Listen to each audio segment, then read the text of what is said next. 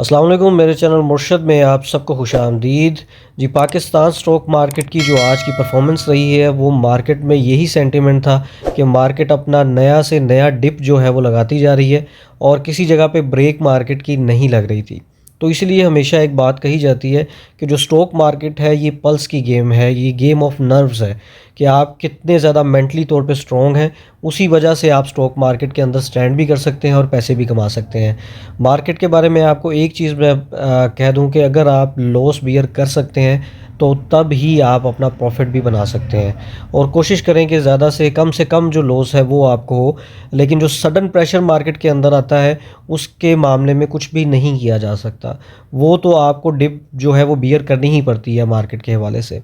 आज की जो स्टॉक मार्केट की परफॉर्मेंस रही है वो काफ़ी ज़्यादा नेगेटिव मार्केट ने क्लोज़ किया है। येस्टरडे जब आपसे बात हुई थी तो जो प्रेडिक्शंस थी वो यही थी कि मार्केट अपने 179 के लेवल को अगर तोड़ती है तो पर्सनल ऑब्जर्वेशन यही थी कि मार्केट अपने 175 या 176 के लेवल तक जा सकती है। लेकिन मार्केट ने उस लेवल को भी तोड़ा और मज़ीद 174 के लेवल के नीचे तक मार्केट गई। जो मार्केट ने आज लो बनाया है वो 173,574 का बनाया। इसी तरह मार्केट का जो हाई था वो 179,969 का था।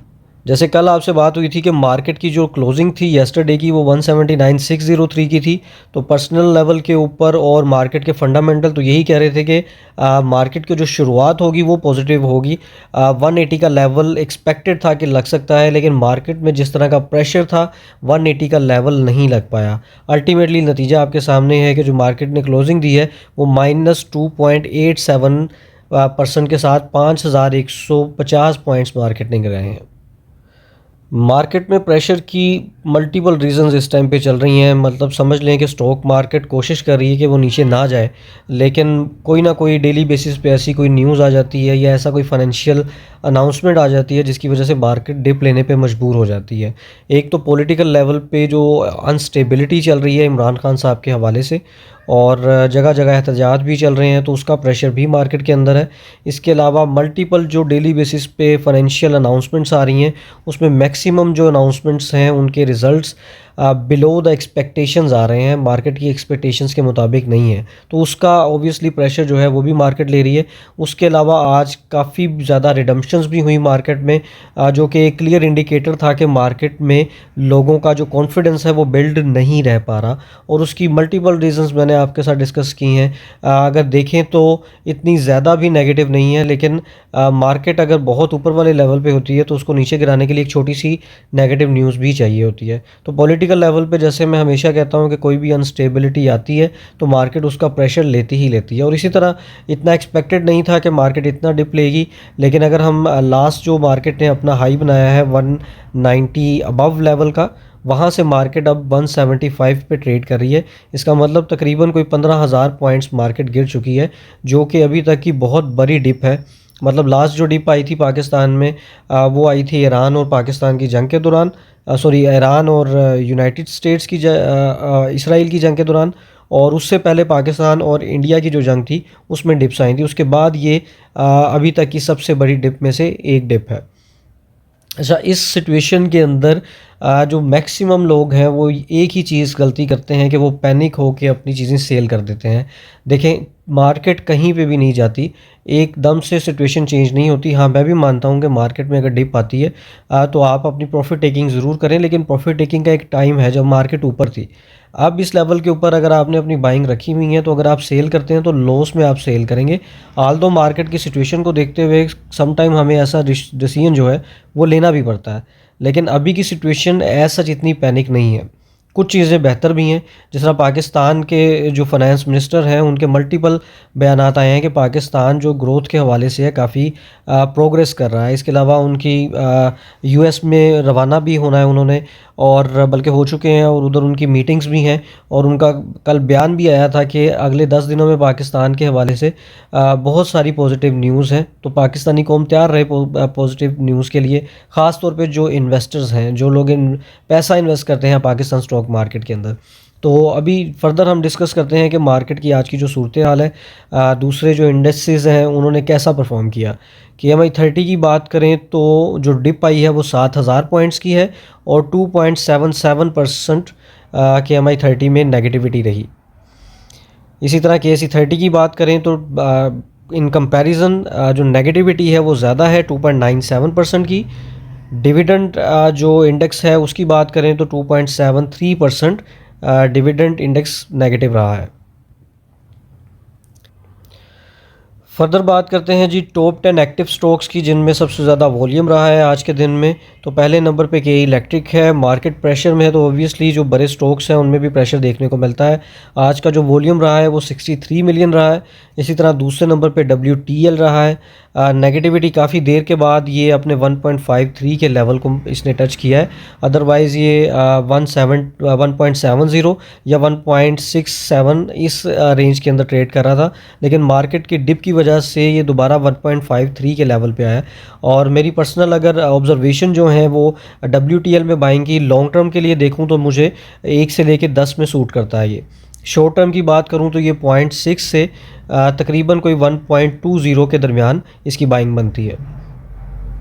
तीसरे नंबर पे बैंक ऑफ पंजाब है जिन्होंने 40+ रेट के ऊपर बाई किया हुआ है। ओबियसली वो काफ़ी पैनिक में होंगे। आज के दिन जो नेगेटिविटी रही है बैंक ऑफ पंजाब में वो 8.55% नेगेटिव रहा है और जो क्लोजिंग रही है वो 33.25 की रही है। I think bank of Punjab की इन लेवल्स के ऊपर बहुत अच्छी बाइंग है for the period of shorter term, लेकिन आपने अपनी बाइंग अपने मुताबिक करनी है। ये कोई टिप नहीं दे रहा हूँ मैं, ये सिर्फ एक ऑब्जर्वेशन है। सेकेंडली जो वॉल्यूम रहे हैं वो 56 मिलियन के हैं। 1 ईयर का चेंज जो है वो रहा है 199.5% और जनवरी से अभी तक का जो रिटर्न है वो नेगेटिव में है 13.77%। बैंक ऑफ पंजाब जो है वो नेगेटिव ट्रेड कर रहा है।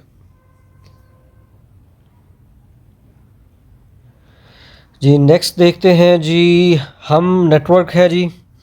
मार्केट के पैनिक होने में और सिचुएशन के बावजूद जो हम नेटवर्क है वो आज पॉजिटिव ट्रेड कर रहा था। आज की जो क्लोजिंग रही है वो 5.57% गेन किया है 12.88 पे। वॉल्यूम रहे हैं 47 मिलियन के जो काफ़ी इंप्रेसिव हैं। और 1 ईयर चेंज की बात करें तो 4.38% नेगेटिव और एयरटेल डेट में 8.78% नेगेटिव रहा है।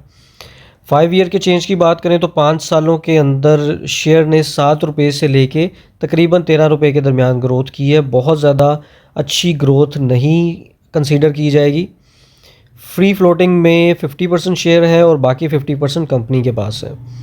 कंपनी की ग्रोथ वाइज प्रोग्रेस देखी जाए तो 2022 से 2025 में बहुत कम ग्रो किया है। इसी तरह सेल्स नंबर की बात करें तो ग्रोथ इतनी अच्छी नहीं है। ख़ास तौर पे 2024 से जब हम इसको कंपेयर करते हैं तो सेल्स भी कम हुई हैं और इसी तरह अर्निंग पर शेयर जो है वो भी कम है।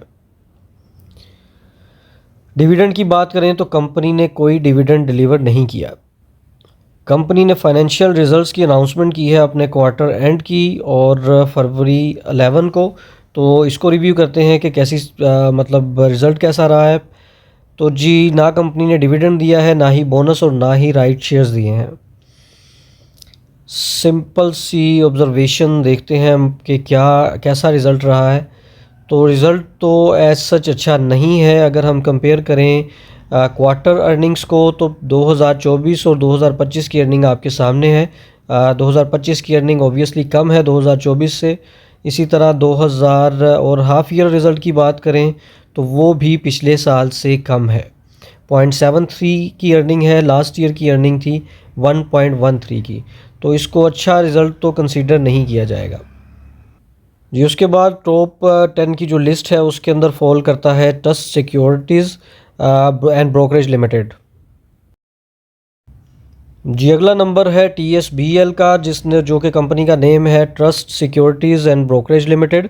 उसने राइट शेयर्स जो है वो एक्स हुए हैं और कंपनी की लास्ट क्लोजिंग प्राइस रही है 2.29 और एक दिन के अंदर जो गेन आया है वो 19.90% का है।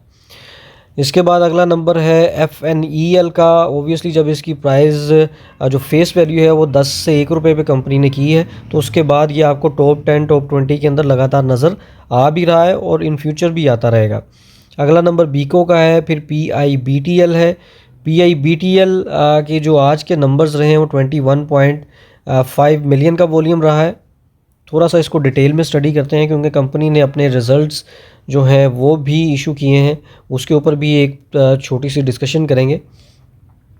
1 ईयर के रिटर्न्स की बात करें तो 139% रिटर्न है, और इसी तरह 5 ईयर की ग्रोथ देखें तो लो था 12.54, और जो स्टार्ट था 5 साल पहले, और अभी जो क्लोजिंग है वो 18.99 है। तो 5 सालों की ग्रोथ कुछ अच्छी नहीं है। फ्री फ्लोटिंग में 45% शेयर्स हैं। मार्केट कैपिटलाइजेशन की बात करें तो 33.9 बिलियन की मार्केट कैपिटलाइजेशन है, जो कि काफ़ी शेयर्स ऐसे भी हैं जो मार्केट के अंदर बहुत बड़े माने जाते हैं, उनसे ज़्यादा ही है। कंपनी की अर्निंग्स की बात करें तो बहुत ज़्यादा समझ लें कि एक वोलेटाइल अर्निंग मार्केट में रही हैं इनकी। 2022 में लॉस पर शेयर था 0.35, फिर भर गया 1.21 पे, और 2024 में 0.99 पे इसने रिकवर किया, अर्निंग दी 0.99 की। लेकिन 2025 में दोबारा नेगेटिव हुआ 0.14 के साथ। कंपनी ने ओबियसली पे आउट भी नहीं दिए। कंपनी की जिस तरह की अर्निंग्स हैं या ग्रोथ है, उस हिसाब से कंपनी ने पे आउट्स डिलीवर नहीं किए। आज क्योंकि कंपनी ने अपना फाइनेंशियल रिजल्ट अनाउंस किया है, तो उसके ऊपर बात करते हैं। जी, कंपनी ने अपने हाफ ईयर रिजल्ट्स की अनाउंसमेंट की है। ना तो कोई डिविडेंड है, ना ही कोई बोनस कंपनी ने दिया है। रिजल्ट्स की अनाउंसमेंट्स की बात करें तो क्वार्टरली अर्निंग जो है वो पिछले साल की निस्बत बेहतर हुई हैं। लास्ट जो अर्निंग थी वो 0.34 की थी, और इस बार 0.50 की अर्निंग है।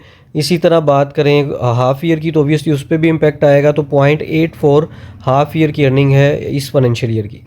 कंपनी ने अपनी क्वार्टरली जो रिपोर्ट है उसमें अर्निंग तो बेहतर दी है, जैसे कि मैंने आपके साथ शेयर किया है डाटा। लेकिन फिर भी कंपनी की अगर ओवरऑल ग्रोथ देखें हम, तो कंपनी ने पिछले 5 सालों में कुछ खास डिलीवर नहीं किया है। लेकिन अगर किसी कंपनी ने डिलीवरी इतनी अच्छी नहीं की है पिछले अगर रिकॉर्ड में, तो हो सकता है वो अगले आने वाले 5 सालों में अच्छा डिलीवर करे। लेकिन मेरी पर्सनल इसकी जो रेंज है बाइंग की, वो है 3 रुपये से 20 रुपये की ब्रैकेट के दरमियान। ये लॉन्ग टर्म की रेंज है। अगर तो 2-3 रुपये के ऊपर दोबारा शेयर आता है और फंडामेंटल चीज़ें ठीक रहती हैं, तो वहाँ पे बाइंग की जा सकती है। लेकिन 20 रुपये के पास अगर देखें, तो इस टाइम पे अगर मैं अपनी मंथली सेविंग की अगर कोई इन्वेस्टमेंट इसके अंदर प्लेस करना चाहूँगा, तो वो तकरीबन सिर्फ 0.5 से लेके 0.7% तक की होगी। इससे ज़्यादा प्लेस नहीं करूँगा, क्योंकि जो ब्रैकेट मैं इसके लिए एस्टिमेट कर रहा हूँ वो उससे काफ़ी ज़्यादा ऊपर आ चुका हुआ है। और अगर ग्रोथ वाइज देखें तो बहुत अच्छी कोई इन कंपैरिजन ग्रोथ भी नहीं है जिसको कंसीडर करके इसमें अपनी इन्वेस्टमेंट को बढ़ाया जा सकता है। जी, नेक्स्ट लेवल पे निशात पावर लिमिटेड है। ओबियसली मार्केट प्रेशर में है, तो ये भी आज नेगेटिव है, 4.60% नेगेटिव क्लोज़ किया है। और हैस कोल जो है वो भी 8.61% नेगेटिव है। जो क्लोजिंग रही है वो 21.23 की है। हैस कोल शेयर रिमेंबर रखें जी, 3-4 रुपये से चढ़ता हुआ आया है 21-22 रुपये पे, इससे भी ऊपर ये गया है, लेकिन नॉन कंप्लाइंट में होते हुए। तो इसका मतलब ये है कि इसमें कैपेसिटी है और ऊपर जाने की, लेकिन अपने जो मामलात हैं इसके, वो जब तक सॉल्व आउट नहीं होते तब तक ये मामलात इसके चलते रहेंगे। लेकिन जैसे ही नॉन कंप्लाइंट से ये निकलता है, तो बीइंग इन नॉन कंप्लाइंट अगर ये 20-30 रुपये पे जा सकता है, तो नॉन कंप्लाइंट से निकलने के बाद इसकी प्राइस बहुत ऊपर भी जा सकती है। पर्सनल मेरी बाइंग की जो रेंज है इसकी, वो 3 रुपये से लेके 20 रुपये की ब्रैकेट के दरमियान है, और ये बहुत लॉन्ग टर्म के लिए है। 5 से 10 साल और 15 साल की ब्रैकेट है ये। बाकी एक शेयर की प्रोग्रेस आपके साथ शेयर करना चाहूँगा। टॉप एडवांसर्स के अंदर ये एक शेयर है SSOM।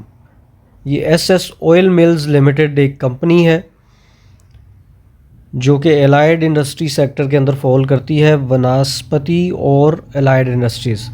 आज का जो इंक्रीज़ रहा है इसके अंदर वो 10% का रहा है, 47.34 का इसने हाई बनाया है। वॉल्यूम बहुत ही कम है इसके अंदर शुरू से ही। आज के दिन के जो वॉल्यूम है वो 70,935 रहे हैं, और पिछले एक साल की रेंज देखें तो 577% का रिटर्न दिया है इसने। 1 ईयर का ग्राफ ओपन करते हैं और देखते हैं क्या परफॉर्मेंस है जी। इससे भी ऊपर गया था, 76 इसका लो था, और इस टाइम पे जो वो स्टैंड कर रहा है वो है जी 520, और जो इसने हाई बनाया है वो तकरीबन कोई 1200 का बनाया है। तो अगर आप इसको एस्टीमेट लगा लें तो तकरीबन ये कोई रिटर्न है एक साल का, अगर हाई तक ही हम बात करें तो ये तकरीबन 1300-1400% का रिटर्न समझ लें कि SS ऑयल मिल ने दिया है पिछले एक साल के अंदर। 5 साल की परफॉर्मेंस देखते हैं कि 5 साल में रिटर्न कैसा रहा है। तो ये आपके सामने एवरेज है। ये देखें, कुछ शेयर्स ऐसे हैं जो कई साल मूव नहीं करते, वो सिर्फ अपनी बाइंग ब्रैकेट के अंदर अंदर ही रहते हैं। तो उधर से अगर आप देखें, अगर आपकी बाइंग चलती रही है कंटिन्यूली, जिस समय आपको कहता हूँ कि आपने मंथ ऑन मंथ बेसिस के ऊपर कुछ ना कुछ एडिशन करनी है और आप कोई ना कोई प्लेसमेंट करते जा रहे हैं, तो 5 से 10 सालों के बाद अगर आप उसका ग्राफ देखेंगे तो वो बहुत हाई लेवल के ऊपर जा सकता है, अगर उसके फंडामेंटल ठीक है। उसी तरह की एक एग्जांपल है एसएस ऑयल मिल्स की, जिसने जो 5 सालों के अगर रिटर्न्स की एवरेज देखें तो वो तकरीबन सेम ही बनती है जो कि पिछले 1 साल में है, क्योंकि जो शेयर परफॉर्म करना शुरू हुआ है वो तकरीबन 2025 से ही कर रहा है, उससे पहले ये परफॉर्म नहीं कर रहा था। इससे कम प्राइस भी मैंने इसकी देखी है, 20-25 पे भी गया है ये, लेकिन जो हाई प्राइस है जो 1200 को इसने टच किया है, ये आप इसका ग्राफ देख सकते हैं। ये बहुत ही एक्सेप्शनल परफॉर्मेंस इसकी रही है। कंपनी की देखें, फ्री फ्लोटिंग तो सिर्फ 25% है अप्रोक्सीमेटली। और अगर ग्रोथ की बात करें तो कंपनी ने 2025 में ग्रो भी बहुत ज़बरदस्त किया है। 2024 में लॉस पर शेयर था 21.74 और 2025 में जो अर्निंग पर शेयर आई है वो 44.29 है। कंपनी की जो सेल्स है वो भी तकरीबन डबल के पास पास हैं। इसी तरह कंपनी का प्रॉफिट भी बढ़ा है। लास्ट साल का जो था वो लॉस था, इस साल कंपनी ने प्रॉफिट डिलीवर किया है। कंपनी ने ना सिर्फ प्रॉफिट डिलीवर किया है बल्कि 50% का डिविडेंड भी दिया है। तो कंपनी के प्रोस्पेक्ट्स देखें, ओवरऑल देखें तो कंपनी ने पिछले 5 सालों में बल्कि 1 साल में बहुत अच्छा रिटर्न दिया है। आज इस सेक्टर वाइज देखते हैं कि मार्केट की परफॉर्मेंस जो है वो आज कैसी रही है। ऑटोमोबाइल्स असेंबलर में देखें तो सारे का सारा जो सेक्टर है वो नेगेटिव है। वॉल्यूम वाइज पहले नंबर पे DFML है। जी, DFML की मैंने पहले भी एग्जांपल कोट की थी हैस्कोल शेयर की तरह। तो ये जो है ये भी नॉन कंप्लाइंट के अंदर फॉल करता है। आज के दिन जो नेगेटिविटी रही है वो 5.68% नेगेटिव क्लोज किया है इसने। दूसरे नंबर पे ऑटोमोबाइल पार्ट्स एंड एसेसरीज़ हैं। पहले नंबर पे जो शेयर है बाय वॉल्यूम वो है जी लोड्स लिमिटेड, और जो नेगेटिव रहा है वो 4.69% आज नेगेटिव क्लोज किया है इसने। सेक्टर पूरे का पूरा ही नेगेटिव है। सीमेंट सेक्टर की बात करें तो सीमेंट सेक्टर भी नेगेटिव है। कई लोग तो ये बात भी कर रहे थे कि जो प्रेशर है मार्केट में वो सीमेंट सेक्टर की वजह से है, बल्कि हर सेक्टर के कोई ना कोई बड़े शेयर की जब अर्निंग्स आ रही हैं तो ओबियसली उसका प्रेशर भी उसी तरह पूरी की पूरी मार्केट जो है वो ऑब्जॉर्व कर रही है। मार्केट सेंटीमेंट पे चलती है और मार्केट का इस टाइम जो सेंटीमेंट है वो पॉजिटिव नहीं बन पा रहा। सीमेंट के बाद जी बात करते हैं कमर्शियल बैंक्स की, तो कमर्शियल बैंक्स भी नेगेटिव हैं।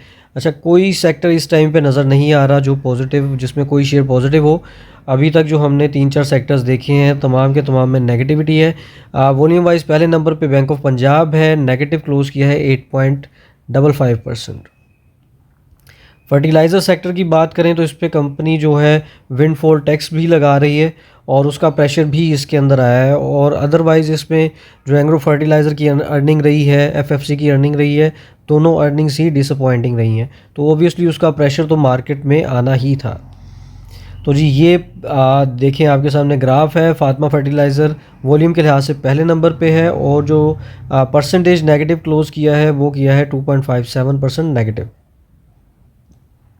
जी, oil and gas exploration companies में भी नेगेटिविटी है। आज जो क्लोज़ किया है वो 3.17% नेगेटिव है।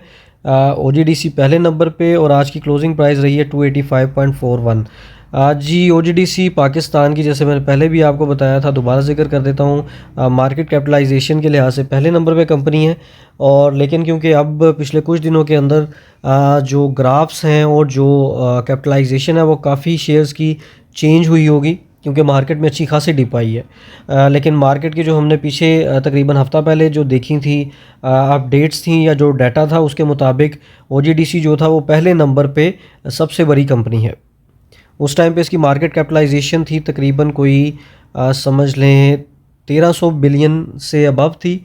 और इस टाइम पे अगर हम इसकी मार्केट कैपिटलाइजेशन देखें तो देखते हैं कितनी गिरी है। तो तकरीबन कोई इस टाइम पे 1300 बिलियन से गिरकर ये कोई 1227 बिलियन पे आ चुकी है। तो वो अच्छी खासी डिप आई है इसके अंदर। फ्री फ्लोट इसकी बड़ी ज़बरदस्त है जी, सिर्फ 15% शेयर्स ऐसे हैं जो पब्लिक के पास है, मैक्सिमम जो है वो कंपनी के पास है। नेक्स्ट सेक्टर में जाते हैं oil and gas marketing companies. तो जी ये भी सारा सेक्टर नेगेटिव ही है, सिवाय BPL के, उसमें ना तो पॉजिटिव ना तो नेगेटिव चेंज आया है। पहले नंबर पे हैस्कोल है 17.16 मिलियन के वॉल्यूम के साथ, नेगेटिव क्लोज किया है 8.61%। टॉप 10 में भी है तो इसको हमने ऑलरेडी स्टडी कर चुके हैं। फार्मास्यूटिकल सेक्टर भी आज नेगेटिव रहा है और अच्छी खासी नेगेटिविटी इसके अंदर है। पहले नंबर पे अगर देखें वॉल्यूम वाइज तो सरले कंपनी है, 3.15% की नेगेटिविटी रही है इसमें। रिफाइनरी सेक्टर में देखें तो ये भी नेगेटिव रहा है जी, और पहले नंबर पे सिनर्जी है और जो नेगेटिविटी रही है वो 2.68% की, वॉल्यूम 17.129 मिलियन रहा है। टेक्नोलॉजी सेक्टर में देखते हैं क्या मामला रहा है, तो एक शेयर जो ऐसा है पॉजिटिव है और वो है हम नेटवर्क। बाकी पूरी की पूरी मार्केट नेगेटिव स्टैंड कर रही है। WTL पहले नंबर पे है 6.13 नेगेटिव के साथ, 6.13% नेगेटिव के साथ, और 62 मिलियन का वॉल्यूम रहा है जी इसमें। तो जी फंडामेंटली जो पाकिस्तान स्टॉक मार्केट का डाटा पोर्टल है उसको तो हमने स्टडी कर लिया है। अब टेक्निकल लेवल पे चार्ट को स्टडी करते हैं और देखते हैं कि मार्केट में सूरत हाल क्या है। जी टेक्निकल चार्ट की बात कर तो पिछले काफ़ी अरसे में आप देख सकते हैं कि सिंगल डे की आई थिंक सबसे बड़ी डिप में से एक डिप है, और तकरीबन कोई जो पॉइंट्स गिरे हैं वो 2.87% मार्केट नेगेटिव हुई है, जिसको हमने पहले भी डिस्कस किया, और जो क्लोजिंग हुई वो 174,453 पे हुई है। और इसी तरह अगर हम आज के दिन का लो देखें तो वो 173,574 रहा है। जी सिंगल डे के ऊपर देखें तो जो पिछले दिन का ग्राफ था, बल्कि उससे पहले हम एक चीज़ डिस्कस कर लेते हैं कि मार्केट की जो इस टाइम पे सिचुएशन है,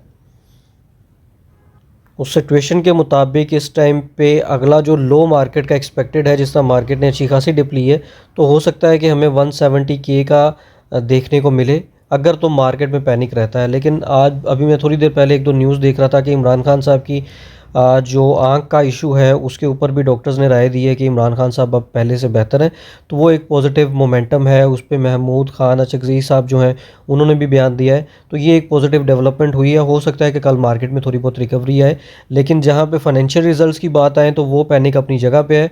हो सकता है कि मार्केट में थोड़ी बहुत पैनिक कल भी देखने को मिले, लेकिन जैसे ही कल मार्केट ओपन होगी अपना सिनेरियो दिखाएगी, क्योंकि उससे एक दिन पहले जो मैं आपसे बात करने लगा था, जो मार्केट का ये ग्राफ बना था, ये एक रिप्रेजेंटेशन थी कि मार्केट में रिकवरी आ सकती है अगले दिन में। लेकिन ये समझ लें कि कम्प्लीटली ब्लफ मार्केट का सम टाइम ऐसे चार्ट भी बनते हैं जिनको हम ब्लफ चार्ट भी कहते हैं, तो वो एक ब्लफ चार्ट था जिससे मार्केट में एक उम्मीद तो नज़र आई थी क्योंकि मैक्सिमम रिकवरी मार्केट कर चुकी थी, लेकिन उसके साथ साथ मार्केट में जो डिप आई है आज के दिन में वो बहुत हैवी डिप थी। इस तरह के डिप को आप सडन डिप भी कह सकते हैं, और ये भी कह सकते हैं कि मार्केट में लो लेवल पे लेके जाके बाइंग भी करवाई गई है बड़े इन्वेस्टर को, क्योंकि जब जो छोटा इन्वेस्टर है जब वो सेलिंग करता है पैनिक में आके, तो जो बड़ा इन्वेस्टर है वो उस दौरान अच्छी खासी बाइंग भी करता है। तो लो लेवल के ऊपर अगर हम आवरली चार्ट पे देखें तो कई ऐसे आपको आवर्स मिलते हैं जहां पे आपको बाइंग नज़र आती है। ख़ास तौर पे मार्केट की शुरुआत में ये अच्छी खासी बाइंग थी, और ये थोड़ी सी बाइंग जो समझ लें कि एक क्लियर इंडिकेटर है ग्रीन सिग्नल का, वो लास्ट हाफ आवर के दरमियान जाके मार्केट के अंदर हुई है। ओवरऑल पूरे दिन का जो ट्रेंड था वो मार्केट में नेगेटिव ही रहा है। इसी तरह वीकली चार्ट की सिचुएशन देखें तो क्योंकि वीक का पहला दिन है तो उसके अंदर ही मार्केट ने अपना जो लो है वो बना लिया है, और ये सिचुएशन आपके सामने है, अच्छा खासा लो है। लेकिन यहाँ पे एक चीज़ मैं आपके साथ शेयर करूँ कि अगर वीक के पहले या दूसरे दिन में इतनी बड़ी डिप आ जाती है तो ज़्यादा चांसेस मार्केट में ये होते हैं कि मार्केट यहाँ से रिकवर करे। अब अगर मार्केट में अपना चार्ट जो है वो ये वाली शेप का बनाता है, जिस तरह आप देख सकते हैं ये करंटली ये शेप है, अगर ये कन्वर्ट हो जाती है इस शेप में तो मार्केट में इसका मतलब है बुलिश मोमेंटम बन सकता है। इस टाइम पे वीकली बेसिस पे देखें तो मार्केट नेगेटिव है, डेली बेसिस पे देखें तो मार्केट नेगेटिव है, और अगर मंथली बेसिस पे देखें तो तब भी मार्केट नेगेटिव ही है। तकरीबन मार्केट ने जो पिछले मंथ का जितना प्रॉफिट था वो समझ लें कि सारे का सारा मार्केट ने ले चुकी है। लेकिन अभी भी तकरीबन कोई 13-14 दिन बाकी हैं इस मंथ की क्लोजिंग में। तो उम्मीद यही है कि मार्केट यहाँ से रिकवर कर सकती है। अब कितने पॉइंट्स रिकवर करती है वो मार्केट के अंदर देखेंगे कि मार्केट किस लेवल से अपने नए लेवल को बनाती है। आगे अगर मार्केट डिप लेती है तो 160 के लेवल तक जा सकती है। अगर एक्सपेक्टेशंस देखें, अगर कंडीशंस वर्स होती हैं तो अगर तो यहाँ से पॉजिटिव जाती है तो 180 185 का लेवल दोबारा अगर मार्केट लगाती है, फिर जाके हमें 192 का लेवल देखने को मिलेगा। अदरवाइज़ मार्केट ये भी हो सकता है कि इन बिटवीन कंसोलिडेट हो जाए। मतलब ये है कि मार्केट 174 के और 180 के दरमियान रहे, या 160 170 और 180 के दरमियान ट्रेड करती रहे। लेकिन यहाँ से मार्केट को ऊपर जाने के लिए बहुत ज़्यादा पॉजिटिव न्यूज़ भी चाहिए, और जो नेगेटिव न्यूज़ है उसमें कमी अगर हो जाती है तो वो भी अपने आप में एक पॉजिटिव न्यूज़ है। मोस्ट ऑफ द थिंग्स अगर देखें, जैसा मैंने पहले भी डिस्कस किया आपके साथ कि फाइनेंस मिनिस्टर साहब के हवाले से काफ़ी पॉजिटिव न्यूज़ उन्होंने शेयर की हैं। और अगर देखें कि ये जो मामला पॉलिटिकल लेवल पे था वो भी कम हो जाएगा। सिर्फ एक इशू है जो पाकिस्तान में फाइनेंशियल अनाउंसमेंट के हवाले से है, बाकी तमाम चीज़ें जो हैं वो इस टाइम पे पॉजिटिव ही हैं। तो यहाँ से मार्केट को अपना बुलिश मोमेंटम बनाने के लिए एट लीस्ट मार्केट को 178 के ऊपर क्लोज होना चाहिए। अदरवाइज़ मार्केट में बुलिश मोमेंटम यहाँ से नज़र नहीं आता। और अगर मार्केट यहाँ से 173 का लेवल तोड़ती है तो 170 का लेवल हो सकता है हमें कल देखने को दोबारा मिल जाए। दोबारा मतलब काफ़ी अरसे के बाद देखने को मिलेगा। जी, जैसे कि हमारी स्टॉक मार्केट नेगेटिव थी, इसी तरह हमारे जो stock market based mutual funds हैं, ऑब्वियसली उनके ऊपर भी प्रेशर आया है, तो उनको भी एक बार डिस्कस करते हैं। जी, पाकिस्तान स्टॉक मार्केट की जो सिचुएशन नेगेटिव साइड पे रही है, लगता है उसका इम्पैक्ट पाकिस्तान की जो म्यूचुअल फ़ंड की वेबसाइट है उस पे भी है। तो इसमें जी एरर दे रहा है, डाटा अपडेटेड नहीं है। लेकिन रफली आपको बता देता हूँ कि जो मैं थोड़ी देर पहले मैंने डाटा चेक किया था उसके मुताबिक तकरीबन कोई जो नैव्स डाउन हुई हैं वो 2.50% से लेके, एनर्जी फ़ंड की मैंने चेक नहीं की लेकिन एक्सपेक्टेशंस यही है कि 5-6 रुपये तो उसकी 5-6% उसकी नैव जो वो हो सकता है गिरी हो। लेकिन नॉर्मल जो ट्रेंड रहा है वो 2.4 से लेके 3 रुपीज़ की ब्रैकेट के दरमियान रहा है। जी, आज के लिए बस इतना ही। पाकिस्तान स्टॉक मार्केट के हवाले से या म्यूचुअल फ़ंड की इंडस्ट्री के हवाले से आपका कोई भी क्वेश्चन हो, आप मुझसे कमेंट सेक्शन के अंदर पूछ सकते हैं। कोई सजेशन देना चाहते हो तो वो भी आप शेयर कर सकते हैं। अल्लाह हाफ़िज़।